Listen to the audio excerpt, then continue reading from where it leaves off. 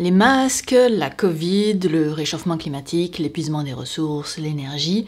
Pourquoi est-ce que Syllabus, ou bien vous d'ailleurs, ne traiterait pas de l'actualité? Et ça, c'est la question de Bertrand Noël. Il faisait référence au fait que j'avais exprimé l'envie d'avoir des vidéos qui sont plus rapides à produire, utopie s'il en est, et il proposait de faire des vidéos sur l'actualité. En vrai, à titre personnel, j'aimerais bien, j'y réfléchis souvent d'ailleurs, mais traiter de l'actualité scientifique, c'est quand même tout un défi. Non, en fait, c'est pas tout un défi, c'est au moins 5 défis pour moi.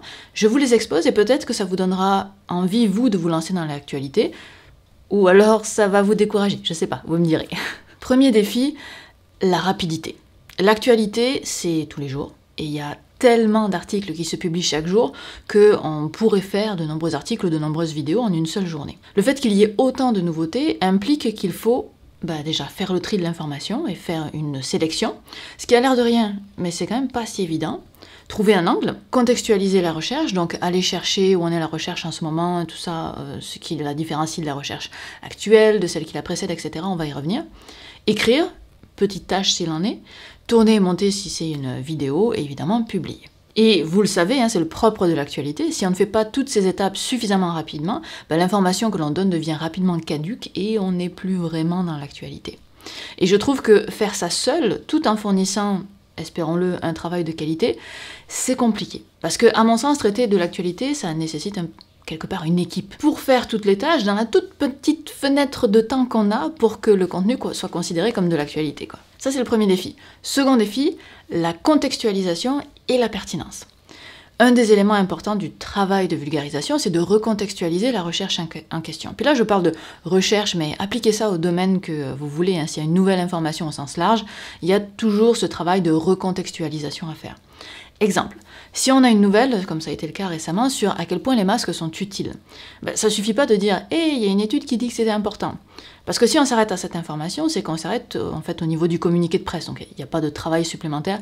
Moi, ça m'intéresse pas. Si on veut vraiment entrer dans un travail plus profond, un travail journalistique ou de vulgarisation, c'est difficile de différencier les deux dans certaines circonstances, on va chercher à enquêter sur les auteurs. Est-ce qu'ils publient des choses fiables et reconnues d'habitude? Est-ce qu'ils publient dans un journal scientifique sérieux? Ou dans un journal de leur propre création? Est-ce qu'ils ont des conflits d'intérêts? Ensuite, on regarde la recherche en elle-même. Est-ce que la méthode employée permet d'être extrapolée à toute la population? Si ça a été fait sur 10 rats, peut-être que c'est pas hyper pertinent de mettre vraiment un gros accent sur cette étude, ou alors il faudra ajouter beaucoup de bémols et de nuances pour ne pas propager de fausses croyances ni de faux espoirs. Et puis, il faudra se demander comment est-ce que cette recherche s'inscrit au milieu des autres recherches. Est-ce que cet article est en contradiction avec un consensus scientifique établi? Est-ce qu'il est dans la même lignée que les autres articles sur le sujet? Ce travail de contextualisation-là, qui, à titre personnel, me semble nécessaire dès qu'on sort du simple communiqué de presse, ça réclame du temps, mais aussi des compétences. À titre personnel, si je devais faire la vulgarisation sur une étude sur les masques, pour savoir si elle est fiable ou non, sachant que j'ai jamais travaillé là-dedans, ce sera pour moi très long d'arriver à une conclusion et beaucoup plus difficile d'avoir conscience de tout ce qui entoure la recherche, alors qu'un journaliste ou un vulgarisateur spécialisé en santé, pour lui ou pour elle, ce serait facile. Oui, je pourrais probablement vulgariser sur ce sujet, mais une ou un spécialiste aura un apport beaucoup plus intéressant que le mien. Et c'est là qu'arrive la question de la pertinence. Est-ce que je veux, moi, ajouter au brouhaha des médias si ce que j'ai à dire n'est pas plus pertinent que les 3000 autres personnes qui font la même chose que moi?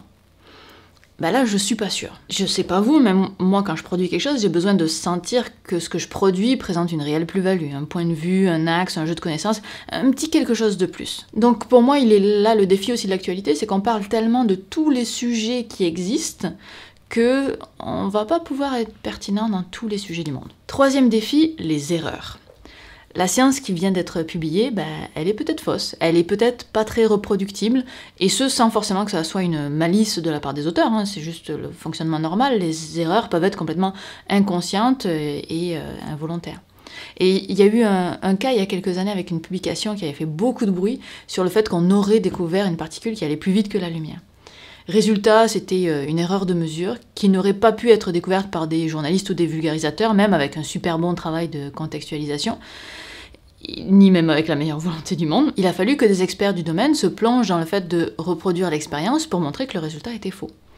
Donc, si on parle d'actualité, on s'expose à propager des erreurs, ce qui est donc vraiment intrinsèque à la chose. Et c'est pas forcément grave Mais je sais pas, moi ça peut être...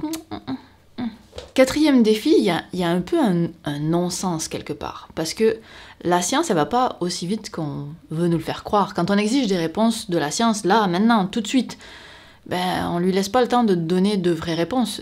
Ça a été le cas flagrant cette année pour la Covid encore.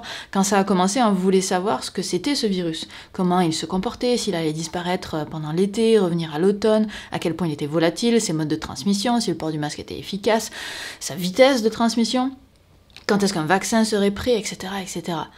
Et le problème, c'est que on a tellement besoin d'avoir des réponses sur ce type de sujet d'actualité super pressant que ça force tout le monde, scientifiques, journalistes et citoyens, à parler à travers leur chapeau, comme on dit.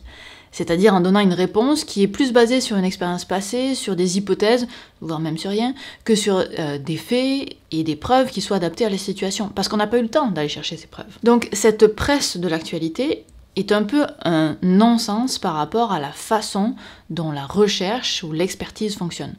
Ça ne veut pas dire qu'on ne peut pas parler d'actualité scientifique, mais ça veut dire que selon moi, cette actualité devrait être présentée avec beaucoup plus de conditionnel. Or, personne n'aime le conditionnel. Si c'est pour dire « peut-être que le virus va partir, peut-être pas », on n'a un peu rien dit. On aime les choses tranchées, binaires et immuables.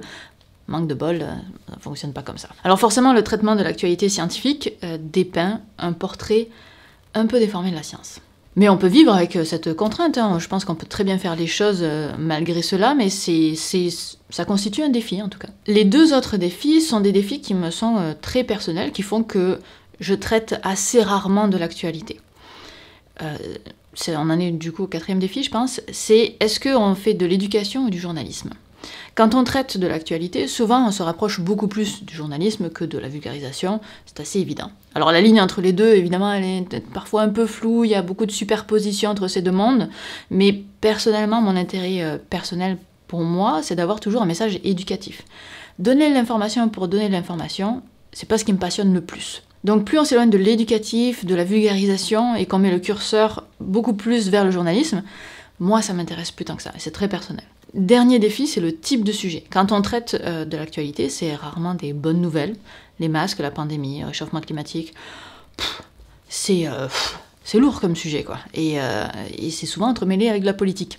Et pour moi, ça, c'est un gros no-no. Je ne veux pas parler de politique, en tout cas, je veux l'éviter le plus possible, parce que j'y connais que dalle, donc ma parole n'a pas vraiment de valeur.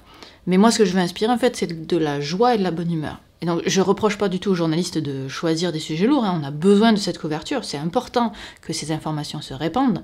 C'est juste que je ne veux pas être l'instigatrice de ce genre d'informations. Moi, je préfère être du côté fun. Je suis... voilà. Chacun son domaine. Malgré tout ça, il y a quand même beaucoup d'avantages à traiter de l'actualité aussi. Et c'est pour ça que j'en ai quand même fait quelques fois. Premièrement, les gens s'intéressent à l'actualité. Les rares fois où j'ai traité de l'actu, ça a toujours été un très bon score de vue, ce qui est probablement une combinaison du fait que ça intéresse les gens, donc l'algorithme le met en avant parce que ça intéresse les gens. Bref, c'est le serpent qui se mord la queue, mais de façon positive cette fois-ci. Deuxième point, c'est hyper stimulant. Quand on bosse dans l'actualité, on est vraiment en flux tendu, on ne sait pas de quoi nos journées seront faites, et on explore plein de sujets qu'on n'aurait pas forcément étudiés autrement. Et donc il y a un stimulus qui est assez intéressant là-dedans. Troisièmement, c'est du contenu facile.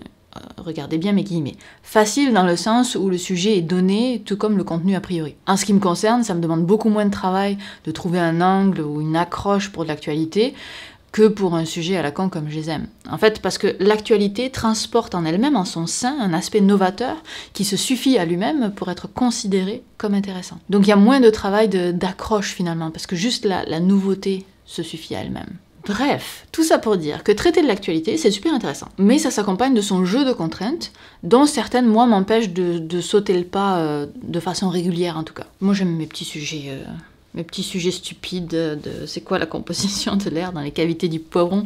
Et ça fait pas beaucoup l'actualité, étonnamment.